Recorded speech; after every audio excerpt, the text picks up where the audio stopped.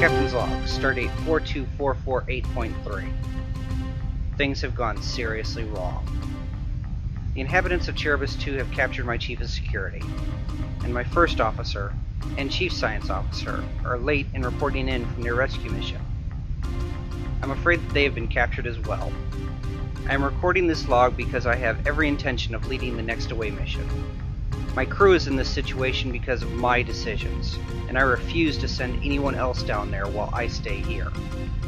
As such, I want it to be on the record that the decision to help the people of Cerebus 2, in direct violation of the Prime Directive, was solely my decision, and that no one on my crew should be held accountable for the actions taken under my direct orders. End law. What's the away team's progress, Dakan?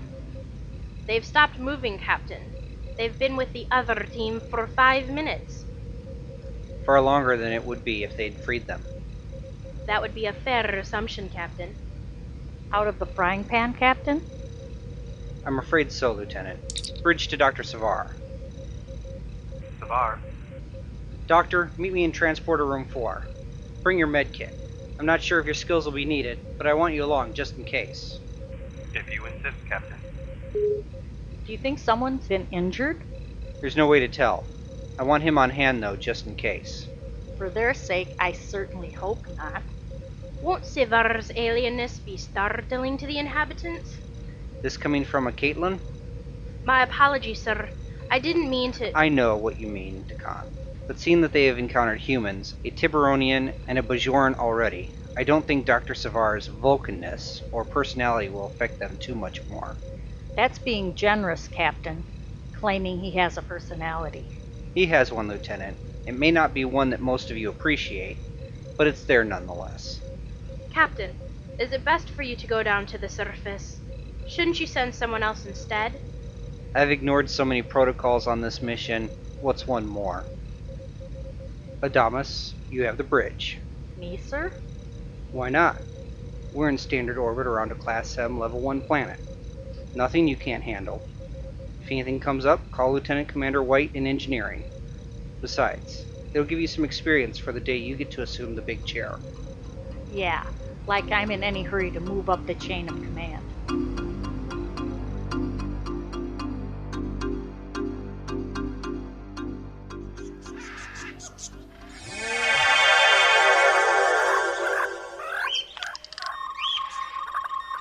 Good.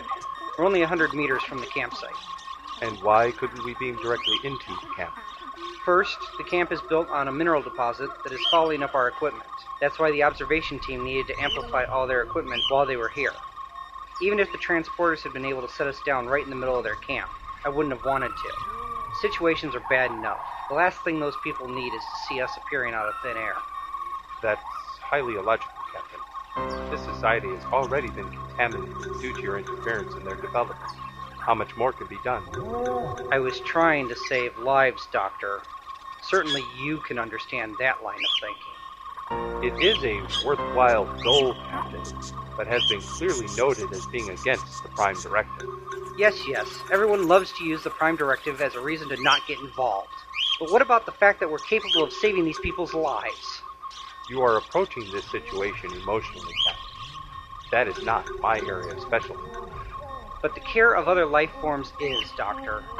Don't we have the moral obligation to help them in their time of need? I provide mending to bodies, Captain. I do not need to care about how they feel about it. That is what we have Counselor Tally for. And it's that mindset that keeps you from advancing to command. I want you to learn that there is more to all of this than just knowing that the hip bone is connected to the thigh bone. The pelvic bone contains the hip joint, which connects to the femur. You know what I meant. I am as the colinar matri, Captain. Are you joking with me? There is no need to get insulting, Captain. I was simply stating the facts. We'd better get moving before we're found by a patrol or a hunting party. If you are worried about the natives seeing transporter technology, Captain, why did you bring pattern enhancers? A backup plan. I want to try to talk to the tribe elder. See if we can work this out without further contamination. But if it isn't possible, I want to be able to get our people out. no matter what. If you use them, though, the enhancers will be left behind. Leaving advanced technology on an underdeveloped planet will potentially increase the contamination. It could be more harmful than beaming their leader aboard the Iliad and letting him walk around. I know. I said backup plan. That's why they're in the knapsack. When we get there, I want you to discreetly examine our people and make sure that they can travel. Provided our crew is reasonably safe, I want you to gather up all the equipment the away teams had with them. Tricorders, phasers, communicators, everything. As you've so clearly stated, we can't leave anything behind. That is very logical. Thanks. It was not a compliment, Captain, merely an observation. Of course, my mistake. Hopefully we can get out of this without our visit falling into the annals of future folklore. It would more likely be mythology. That's what I'm hoping to avoid. Or worse yet, theology. Captain, you seem to be concerned about these people deifying. Correct. Why? Because, Doctor, we're explorers, not gods. And I don't want anyone to think of us as such. Why? You seem to have little problem with playing God. Why not let them think of you as such?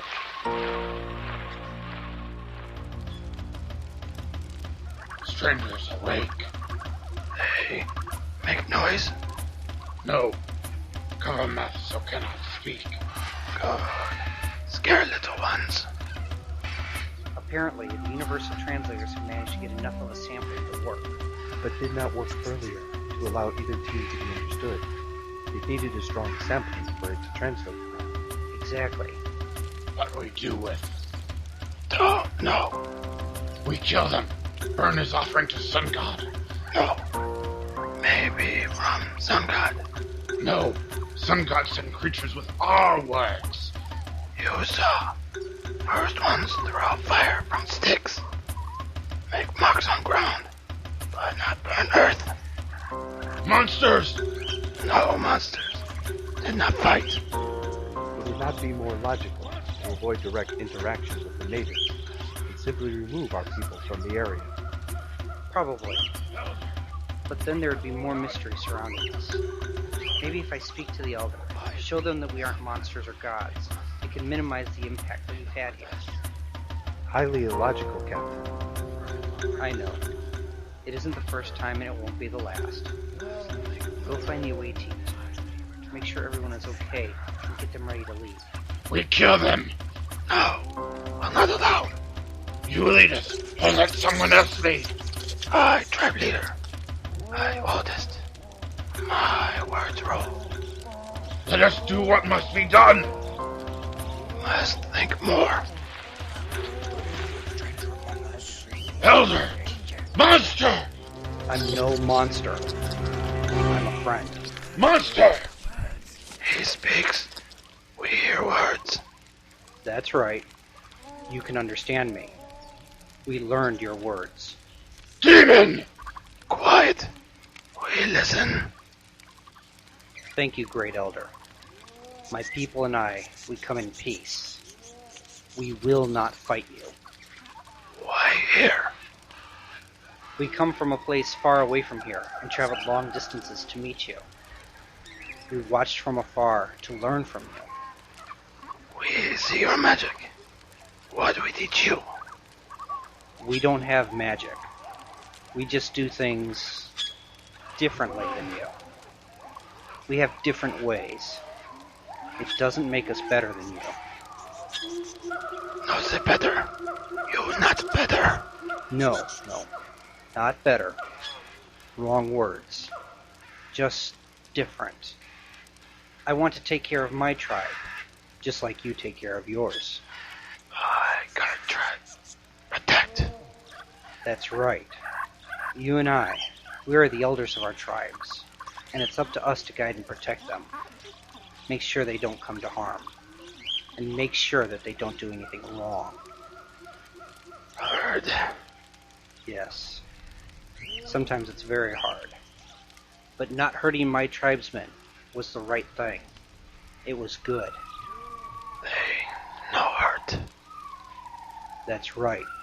And I thank you for not hurting them. No. They no hurt us. Ah, I understand. That's right. Because they didn't harm your tribe, you didn't harm them. Yes, that's what's said. Of course it was. As one elder to another, I ask that you let my people go. I want to take them back to our home. You go far away. Yes, we'll go far away and not disturb you again. First we eat, elders feast, and talk peace. Thank you. Do you have fruit or roots to eat? Eat meat, not plants. We not animals. Silence! That's not good. Make tribe sick. I know. But not all plants are bad. Some are good. What plant's good? What if you allowed my people to help, and we gather good plants and eat together? Poison! Trying to poison us! No. They no hurt us. You not leader. You not guard. I guard. Tribe, no, I guard. I speak for tribe. I speak for tribe, not you. Tribe, not follow you. Take 2 caves and a hole. The elder said to take him. Grab him. I got his arm. We take him to the cave. Take him away. Wait until friends leave. You not lead tribe. Not go to cave. Will he be fine? He fine. We hold until come. Take care of tribe, even stupid ones. I know the feeling. My tribe's healer is with my people. You know where people are. You don't take them. No, I didn't take them. I wanted to show you respect. Have you release them? Respect. I show respect. Release your people. We must free them. The elder Thank you, will elder. struggle. I will do what Savar. the elder wants. You can bring them out now. Yes, Captain. Is everyone alright? Yes, sir. Much to all of our relief. No one wanted the good doctor practicing on them. Is everything all right out here, Captain? Yes, Commander. Do we have everything that we came in with? Other than a bit of bruised ego? Yes, sir. You did the right thing, Lieutenant. In the end, everything's going to work out okay. We're going to help this tribe gather food to eat for a feast before we go far away. We're going to help them gather fruit and roots, Captain? Exactly. After we eat a feast together, and they realize how tasty they are, our mission, visit, will be complete. How did you... That's why they pay me the big bucks. What pay?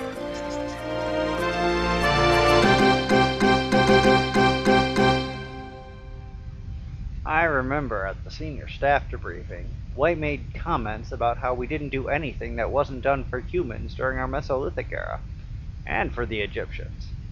And then he started on that whole Ferengi Area 51 thing again. Yeah, he's a great engineer, but sometimes his conspiracy theories are a bit out there. But in the end, the Cherubus has learned about the fruits and roots, so everything was worth it. You had us drop relay buoys before we left orbit. Does the Federation ever check in on their progress? Starfleet has placed a ban on the star system. It's a no-fly zone. Oh, so how are they doing? Just fine. The previous Elder passed away 3 years ago. The Loudmouth tried to take over, but was overruled. The new guy seems good. Do they still talk about us?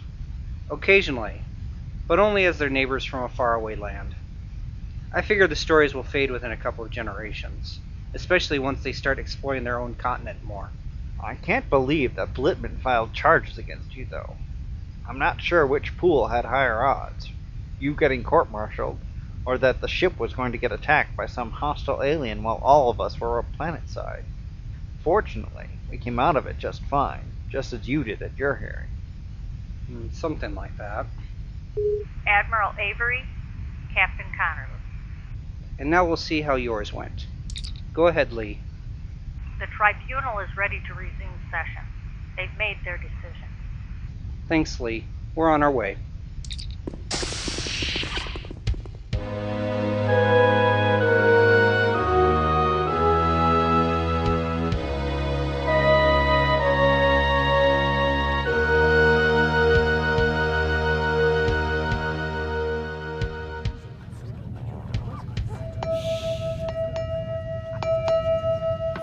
hearing is hereby reconvened.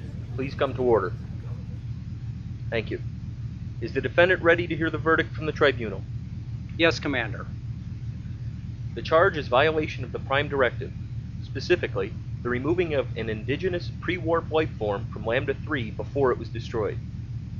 Captain Thomas, what is the tribunal's decision? Due to the extenuating circumstances and the care that Captain Connolly took in ensuring that the inhabitants were made unaware of the relocation process, we find that he acted in good conscience, if not adhering to the letter of the directive. As such, we find Captain Connolly innocent of any wrongdoing. Congratulations, Captain. You are free to go. Thank you. Don't thank me, Captain. They found you innocent because what you did was right. It may have been right, but so was Commander Keiss. What I did was a violation of the Prime Directive. How can you be beating yourself up, Patrick Michael? You won. But the fact is that the Prime Directive says I shouldn't have interfered. Can we really win if the law can cost lives? What you need to remember is that the Prime Directive, while more than a suggestion, is not a be-all, end-all. It takes people with wisdom and morals to interpret it and make sure that the spirit is adhered to, if not to the letter. The problems occur when people go to one extreme or the other, making it an absolute or ignoring it completely. The Tridoras needed your help. If you hadn't gotten involved, the entire race would have been wiped out. You moved them from their dying planet to Lambda 4, a more stable environment within the same system. You did the right thing, Captain. And the captains saw that. They made sure that right won out over bureaucracy. Your inquiry was a closed session, Avery. I don't remember ever hearing the verdict. How did you get off? I didn't. What? I was found guilty.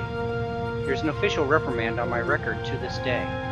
They didn't see a need to remove my captaincy, but they also wanted to make a point with me. To be honest, Admiral, I don't remember any significant change. It must not have worked. Oh, but it did. I learned that even Starfleet could make mistakes, even as good of a system as it is. After all, a part is only as good as the whole. I also learned that, if it was in my power, I would make sure it didn't happen again.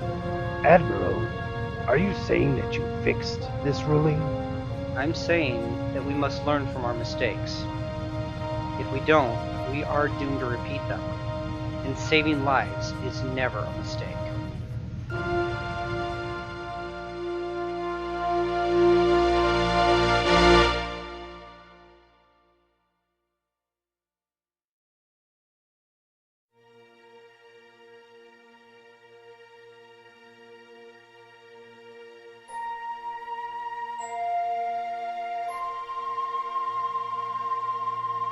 You have been listening to Star Trek Eras, Episode 2.